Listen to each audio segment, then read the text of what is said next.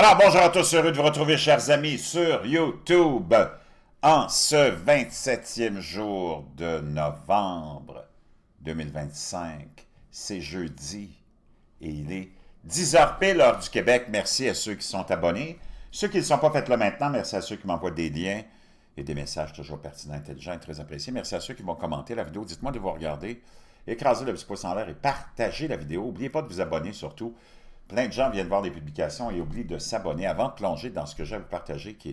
Aujourd'hui, j'ai beaucoup de choses à vous partager, mais je vais commencer avec une nouvelle effrayante, mais il y en a tellement que je vais te présenter qui sont effrayantes, mais ça fait partie du contexte. Bon, il n'y a pas grand-chose qu'on peut faire pour ça.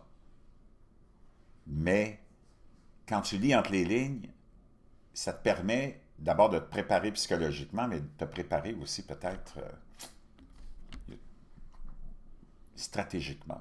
Mais avant, n'oublie pas, procure-toi ce magazine spécial que le Time a fait, je ne sais pas quand, mais moi j'ai trouvé l'édition parce que je l'avais manqué, sur notre roi, le seul et unique, Jésus, Dieu qui s'est fait homme, chair, crucifié, ressuscité, sa vie, sa passion, ses miracles, son amour, qui il était. Le Time qui a fait ça, c'est hallucinant. J'ai trouvé le lien, puis je l'ai commandé, moi, parce que juste pour l'avoir comme espèce de objet de souvenir qu'un magazine comme le Time est obligé d'admettre que la montée de la foi chrétienne est universelle en ce moment. C'est formidable. Je te laisse le lien. Il n'est pas cher. Je pense qu'il coûte 18 $ pour te le procurer. Dans la boîte de description qui est en dessous du titre, hein, s'il y en a qui cherchent ça, j'ai mis le lien. Et plein d'autres produits aussi qui sont extraordinaires, que j'utilise, que je veux que tu utilises aussi. Le bleu de méthylène, biohacking, extraordinaire. Il n'y a aucun danger. C'est fait pour ça. C'est 1%. Pas de métaux lourds, pas de formaldéhyde. Augmentation de ton énergie de 30%. Et aussi élimination du brouillard cérébral, mais plein d'autres vertus aussi, antiparasitaires, antibactériens. C'est utilisé dans les hôpitaux, partout, parce que c'est le seul antidote contre, je pense, l'empoisonnement au cyanure, entre autres. Donc, je te laisse ça dans la boîte de description. Plein d'autres produits. N'oublie pas ton matelas de mise à terre. Des millions de nos frères et sœurs l'utilisent dans le monde, puis ça marche.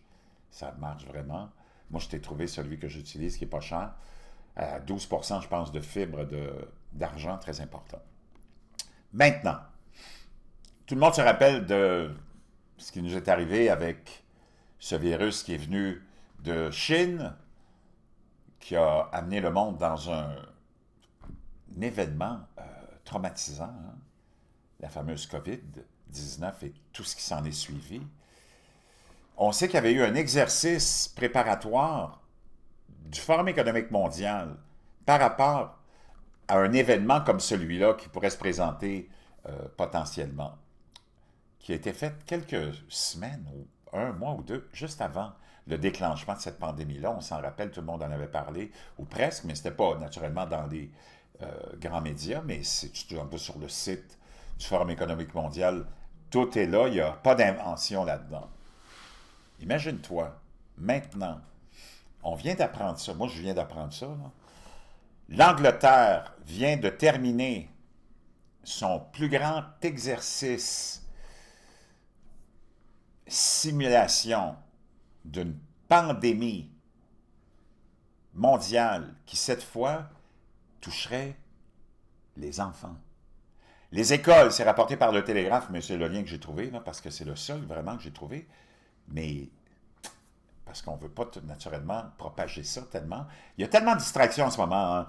Les pseudo-accords de paix qui étaient bidons avec les Palestiniens et les représentants du Hamas, on le savait, ces gens-là ne veulent pas de paix, ils ne veulent pas d'État, ils veulent juste la destruction, ils veulent juste la barre, ils veulent juste la domination, la tyrannie, puis ils veulent éliminer, en commençant par les Juifs, tous les Juifs, puis après ça, ben, ce sera à notre tour, nous autres, les chrétiens, d'être éliminés. Ça, c'est les intégristes qui ont cette mentalité-là, cette vision-là d'un islam anachronique. L'islam est complètement anachronique dans le temps. Et d'ailleurs, c'est pour ça que tu as 30% des musulmans qui quittent l'islam en ce moment. Les musulmans sont les premières victimes de cette, je ne sais pas comment l'appeler, cette, c'est pas une religion, c'est pas de la spiritualité, cette patente à gosse qui a vu le jour il y a 1200 ans à peu près, mais qui a été utilisée pour coloniser toute l'Afrique, ou presque, toute l'Asie, ou presque, puis tout le Moyen-Orient. Parce qu'il ne faut pas que tu oublies qu'avant eux, les musulmans n'existaient pas, puis on s'est promené de guerre en guerre, de récit d'horreur en récit d'horreur, à coloniser et imposer ce concept-là dans tout le Moyen-Orient. Et avec ça, on a amené la langue arabe aussi, parce que l'arabe était parlé seulement dans la péninsule arabique. Tu t'en vas jusqu'en Tunisie, puis on parle arabe maintenant. Tout a été effacé de toute leur histoire. Puis tu vois, tu veux nous donner des leçons sur les colonialistes américains et chrétiens. C'est complètement du n'importe quoi. Mais je reviens. Avec tout, j'ai fait ce petit détour-là pour te dire, il y a tellement de distractions, hein, le plan de paix de Trump. Alors, je vais tout revenir là-dessus aujourd'hui, mais plus aussi sur tous les événements cataclysmiques qui sont laissés dans le fond, OK, de cette grande photo mondiale de la distraction.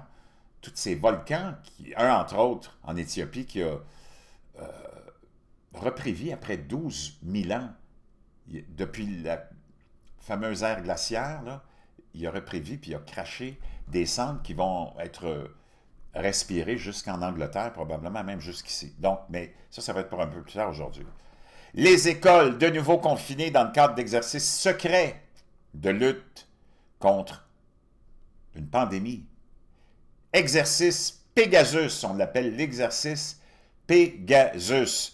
À imaginer un virus mortel, mais qui s'attaque seulement aux enfants, se propageant dans le monde entier depuis une île d'Asie du Sud-Est. Tiens, c'est ça.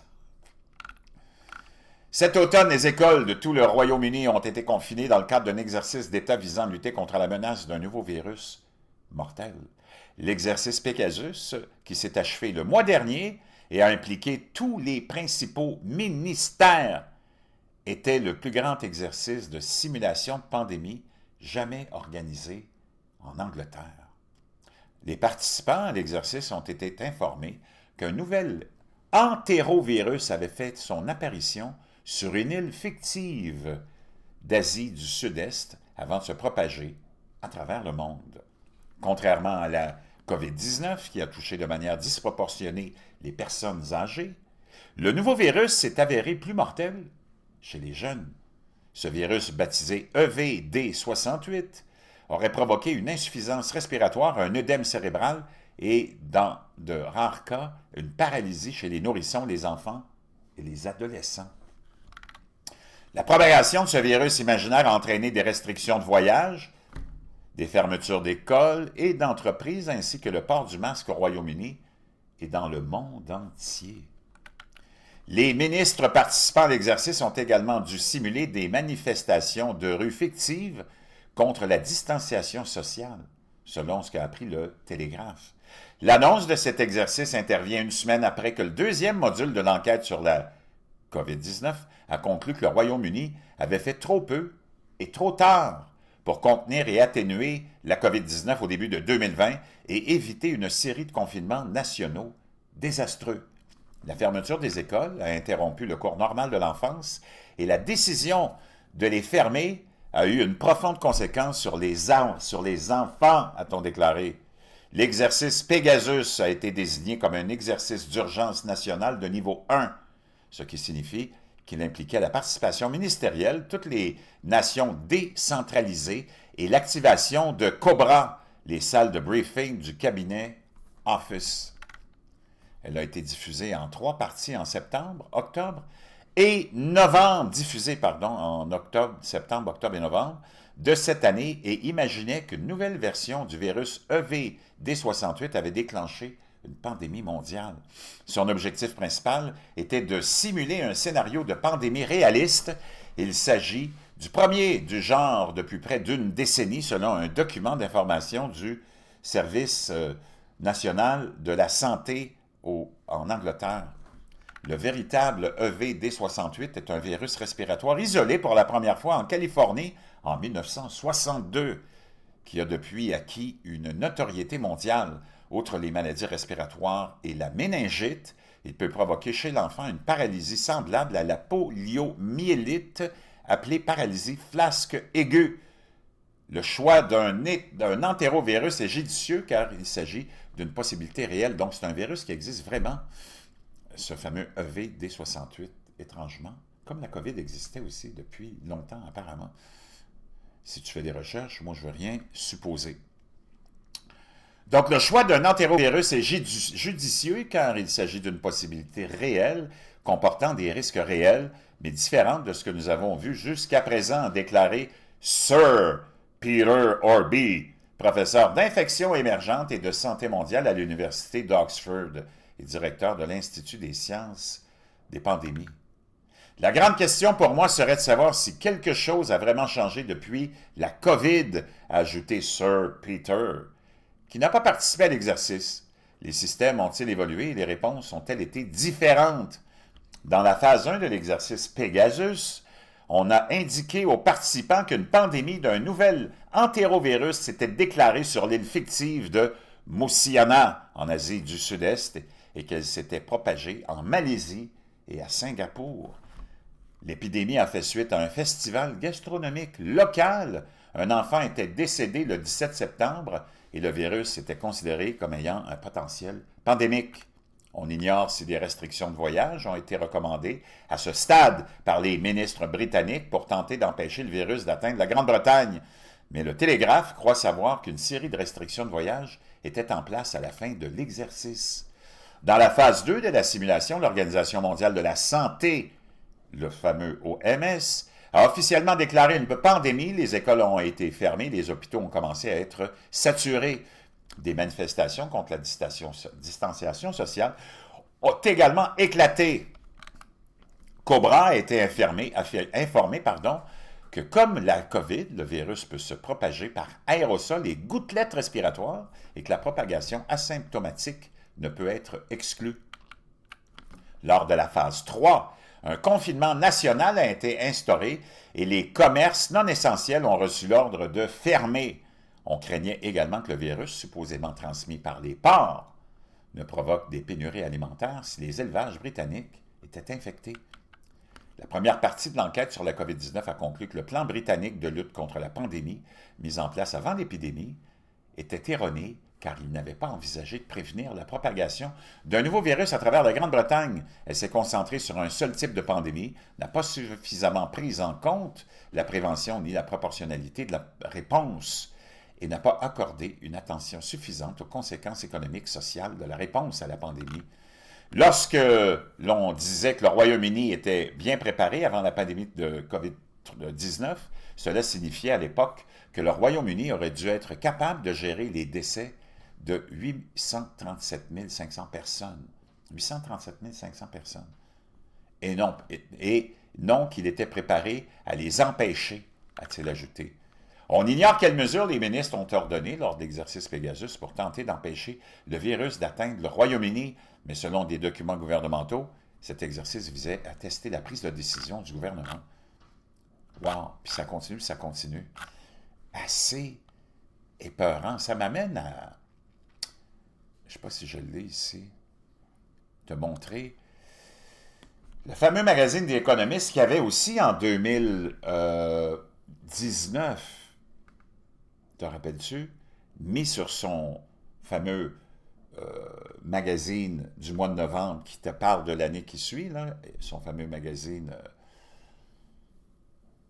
épique, comme on pourrait l'appeler, avait mis le...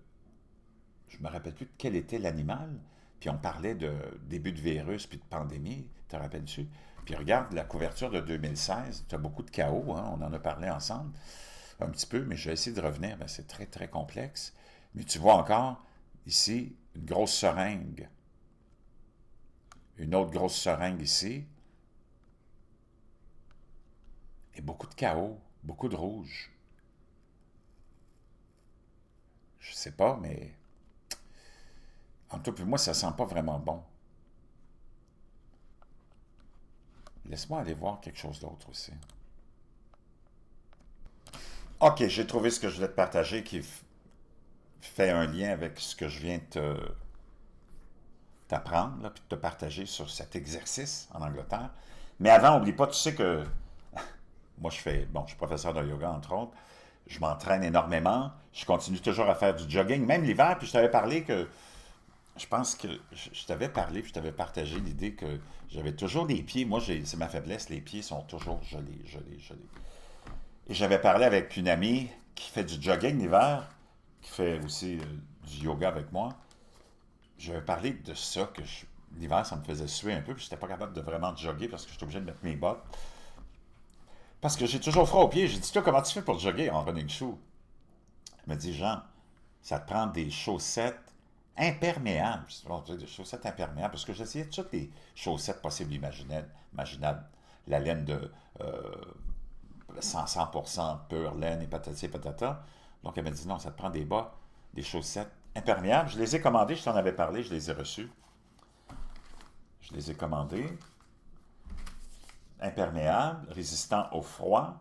Donc, je vais les essayer aujourd'hui parce que d'ailleurs, ça commence à se refroidir. Tu le sais qu'on attend 40 cm de neige ici au Québec. Là. On est le 27 novembre. L'hiver a commencé déjà il y a presque 3 semaines.